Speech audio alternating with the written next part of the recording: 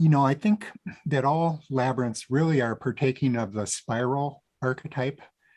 Uh, we want to look back at our primal mind, what really grabbed people's attention thousands and thousands of years ago and still does.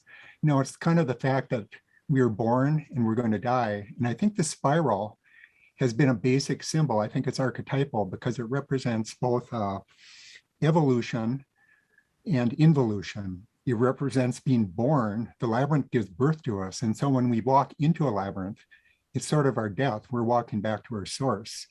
So a lot of my labyrinths, I still consider that they have deep, deep roots, not just historical roots, but roots that go back to basically how we are in the world, our whole sense of who we are and where we are in the universe. And so I guess that gets you to the topic of cosmology, which I think, okay, this is my take on cosmology. It's a much simpler definition than a lot of people present, but I like to keep things as simple as possible.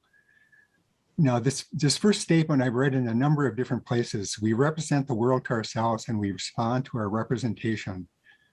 Our representation of the world is our cosmology. We are all cosmologists. Our individual and shared cosmologies act as both a filter and a translator of our experience. This processing mostly occurs below the level of conscious awareness.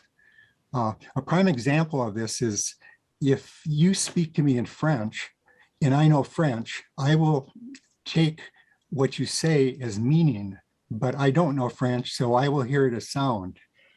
Your mind does that with a lot of things where we translate our perception into meaning, but you actually have to have the right equipment for doing the translation. So that's part of your cosmology. If your cosmology includes that, you are much more receptive to the broader world. Now, I think we're actually all multi-cosmological. And I think we each have these three types. It's very rare to find a pure type. I think we all use different methods. Objective cosmology, impersonal, scientific, disembodied. It's a tool for science and discovery, but I don't think it would be much of a way to live in the world. Subjective, this is where we spend most of our time. It's personal, religious, ideological, and embodied.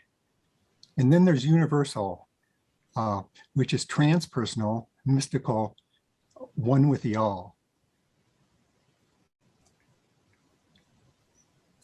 Now, to me, cosmologies have three aspects. There are maps, there are patterns that we discern, stories, dynamics we discern, and there's mystery. I was going to put something behind mystery, but then it's a mystery because I couldn't put anything there that would really improve on just the word itself. Cosmologies, here's another thing. Cosmologies evolve as our vision extends. Now, that's true for astronomical cosmology, but it's also true for our own cosmologies, where you might want to capitalize the word vision. The labyrinth is a proxy cosmos.